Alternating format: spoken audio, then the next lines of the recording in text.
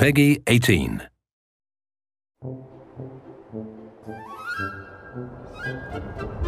Our fans really want to be a raider. We see the feedback, we see the amazing cosplay our fans do, so we really wanted to provide them something that they really want, and we think that they're really going to enjoy it. When you enter Nuka-World, there's a sort of settlement where the raiders are, but they don't have the whole park.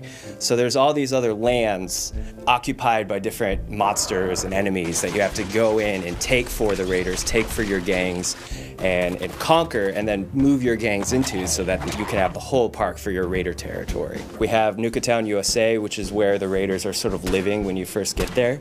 Nuka Galaxy, which is sort of like the future that they would envision in the Fallout universe. We have Dry Rock Gulch, which is sort of Wild West town.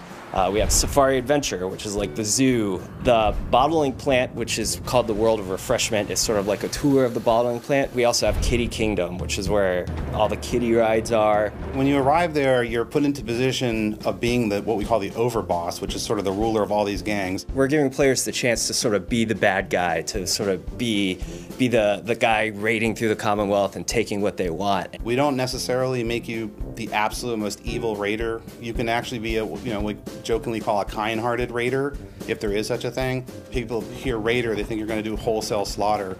We actually took great pains to make sure that that wasn't a requirement. We have 3 distinct gangs, each with their own vibe, each with their own backstory, so it lets you choose not just to be a raider, but what kind you want to be. The Disciples are sort of your classic, very bloody, very violent gang. Then you have the Operators, and they're sort of your stealthy, sort of come at you from the shadows, a little more technologically oriented raider gang, and then the Pack, and they're just absolutely crazy. We had one of our concept artists go through and develop a lot of the different armor. The ones who are more bloodthirsty have more violent shapes and more rough edges, and the ones who are more clean cut and efficient have a more stylized look. So in the end, your overboss should look totally different than someone playing down the street from you.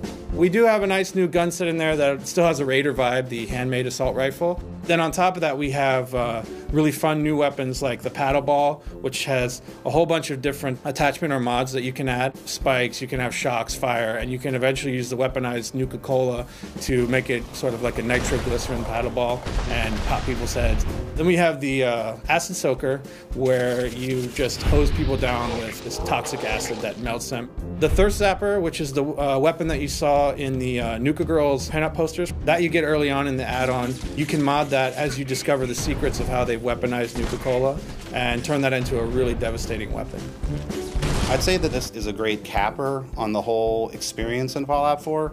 So as far as working on a project of this duration, I think this was a nice way of saying, like, hey, it's time for a vacation now. You're going to this amusement park, but you're also taking a break from saving people and rescuing settlements to sort of let your hair out. We've had a wonderful time making this add-on, and we really think that everyone will enjoy it, and we can't wait till you get your hands on it.